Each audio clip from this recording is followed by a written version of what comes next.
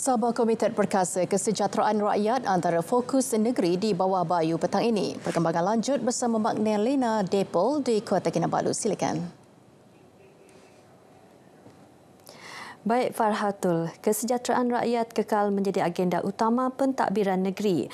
Ketua Menteri Datuk Seri Panglima Haji Jinor menegaskan pelbagai langkah diambil bagi memastikan rakyat Sabah tidak tercicir daripada arus pembangunan sosial negara.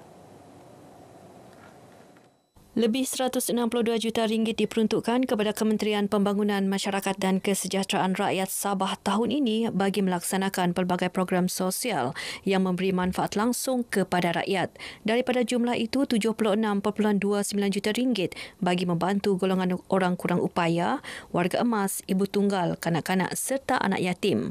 Ia disalur melalui pelbagai skim bantuan yang disasarkan secara khusus.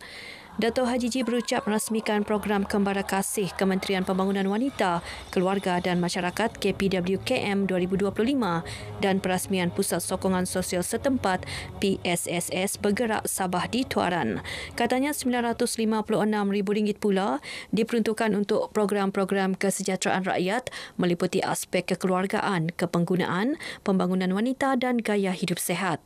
Turut disalur RM550,000 kepada Persatuan Mencegah Dadah Malaysia Pemadam Sabah dalam usaha membendung penyalahgunaan dadah khususnya dalam kalangan pelajar sekolah. Dato' Haji Ji turut menzahirkan penghargaan kepada Kerajaan Persekutuan khususnya KPWKM yang telah menyalurkan pelbagai bantuan dan perkhidmatan kepada rakyat Sabah. Program Kembara Kasih KPWKM 2025 melibatkan dua zon utama di Sabah iaitu Zon 1 melibatkan Tuaran, Papar dan Pinampang, manakala Zon 2 terdiri Lahadatu, Kunak dan Tawau. Kerajaan negeri merancang menyalurkan peruntukan khas kepada warga pendidik di Sabah yang berminat melanjutkan pengajian.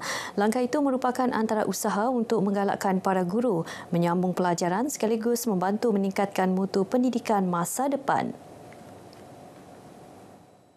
Kita akan sediakan peruntukan khusus untuk guru-guru yang ingin melanjutkan pengajian ke peringkat yang lebih tinggi melalui beasiswa kerajaan negeri, melalui Yayasan Sabah, juga melalui Majlis Ugama Islam Sabah. Kalau ketiga-tiganya tidak sempat, melalui tabung pendidikan negeri Sabah. Dato' Arifin ditemui RTM selepas merasmikan sambutan Hari Guru 2025 di SMK Membakut. Dalam perkembangan lain, Dato' Arifin yang juga Menteri Sains Teknologi dan Inovasi memuji guru-guru di negeri ini yang berjaya membantu pelajar mencapai keputusan cemerlang dalam bidang sains teknologi, kejuruteraan dan matematik STEM serta pendidikan dan latihan teknikal dan vocational TVET. Seramai 700 guru dan pelajar SMK Membakut menghadiri sambutan Hari Guru bertemakan Guru Pemangkin Revolusi Pendidikan. Kerja-kerja pembinaan Jambatan Sungai Pancuran menghubungkan jalan masuk ke Pekan Nabawan akan dimulakan dalam masa terdekat. Projek itu tertangguh sejak lebih setahun kerana masalah pengalihan utiliti air, telekomunikasi dan elektrik. Kerja-kerja tersebut akan dilaksanakan dan selepas ianya dilaksanakan, maka pembinaan jambatan baru tersebut akan dapat dimulakan, dijangkakan pada tahun ini juga. Datuk Shah Helmi ditemui pemberita selepas lawatan ke tapak projek Jambatan Sungai Pancuran Nabawan. Projek dengan kos RM2.7 juta ini melibatkan penggantian jambatan beli kepada jambatan konkrit kekal sepanjang 24 meter. Jambatan dua hala itu akan melancarkan aliran trafik di laluan ini sekaligus menjamin keselamatan dan keselesaan pengguna. Datuk Shah Helmi juga menjelaskan walaupun isu pengalihan utiliti projek ini telah diselesaikan, namun ia akan dibawa ke mesyuarat penyelarasan bersama jabatan dan agensi di bawah Kementerian Kerja Raya agar isu seumpama tidak berulang. Dalam perkembangan lain, Datuk Shah Helmi memberitahu laluan Jalan Sepulut ke Pekanbaru Pegalungan yang ditutup akibat runtuhan cerun awal bulan ini boleh digunakan namun secara berjadual dan terkawal. Kerja-kerja pembaikan cerun sedang dilaksanakan oleh pihak kontraktor. Ianya dibuat demikian untuk memastikan bahawa orang-orang daripada Pegalungan boleh jalan ke Sepulut keluar. Namun demikian perlu berhati-hati kerana cerun yang runtuh tersebut masih dalam keadaan yang belum lagi diperbaiki sepenuhnya. Jadi aspek keselamatan adalah diutamakan. Dalam masa yang sama kita mempertimbangkan mobilisasi penduduk. Datuk Shah Hilmi menyatakan demikian selepas melawat kawasan Cerun yang sedang dibaik pulih. Sementara itu, projek naik taraf Jalan Sapulut ke Pekanbaru Pagalungan sejauh 35 km dijangka siap Julai tahun ini. Projek dengan peruntukan RM366.5 juta kini 98% siap.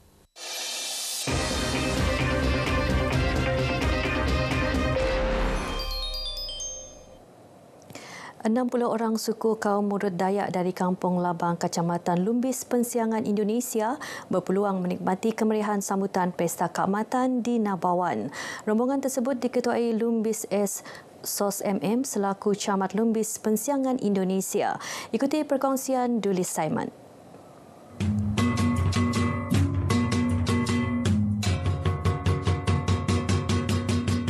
Kehadiran rombongan ini bertepatan dengan tema Pesta Keamatan 2025, Keamatan untuk Semua.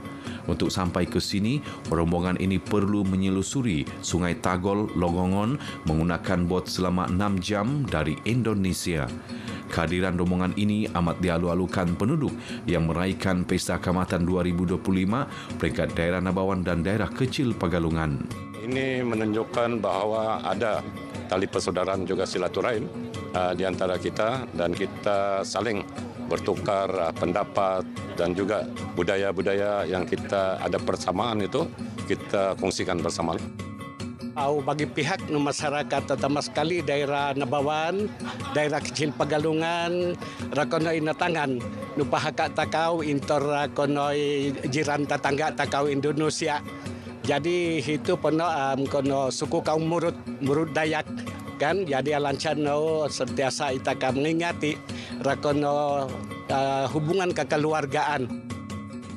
Pesta Keamatan ini secara tidak langsung mengangkat martabat budaya serta merapatkan hubungan kekeluargaan dan perpaduan penduduk dua negara yang dipisahkan oleh sempadan. Bilangan Murut di Indonesia sangat ramai, kurang lebih 63.000 jiwa. Jadi ini kita mau menunjukkan bahwa kita memanglah dihat sama sempadan, tapi kita tidak dihat dalam tradisi budaya karena kita satu dalam budaya, kita sama-sama Murut. Jadi kita berharap ke depan kita terus membina satu hubungan yang baik. Akan merasa bangga sekarang sudah nyampai di Nabawan dengan keadaan sehat dan walafiat.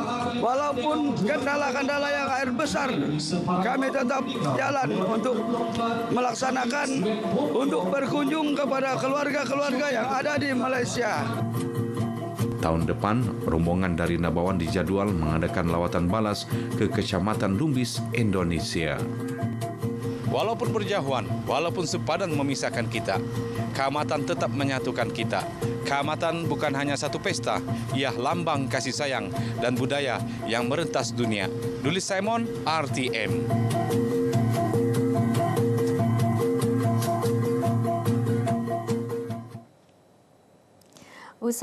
Usaha mempersiapkan belia menjadi pemimpin masa depan sentiasa diberi perhatian oleh kerajaan negeri dan persekutuan. Buktinya, pelbagai program dianjurkan dari semasa ke semasa untuk mendedahkan belia terhadap tanggungjawab membangunkan komuniti, negeri dan negara. Menteri Belia dan Sukan Sabah Dato' Aaron Alfred Angin berkata penglibatan belia di semua peringkat diberi keutamaan dalam penganjuran setiap program bagi memastikan mereka mendapat pendedahan sewajarnya. Dan kita mengharapkan dengan pendedahan yang ada yang telah diberikan oleh kerajaan negeri, kerajaan persekutuan, mereka dapat menyambut tanggungjawab ini supaya Sabah atau Malaysia ini akan lebih baik daripada hari ini. Dato' Aaron bercakap kepada pemberita selepas merasmikan program Semarak Hari Belia Negara peringkat pedalaman atas. Lebih 300 peserta mewakili 18 kelab berdaftar di kawasan Sok mengambil bahagian dalam sambutan ini yang dimeriahkan dengan pelbagai pengisian. Antaranya segmen bertemakan dari belia untuk belia yang memberi fokus kepada pembangunan potensi belia tempatan. Turut disampaikan sijil penubuhan kelab belia kawasan Dewan Undangan Negeri Sok. Baik, sekian paparan dari Sabah untuk petang ini. Untuk lebih banyak perkembangan dalam berita wilayah, kembali bersama Farhatul. Dari sungai hingga segara, Palestin pasti merdeka. Baik, terima kasih Magdalena.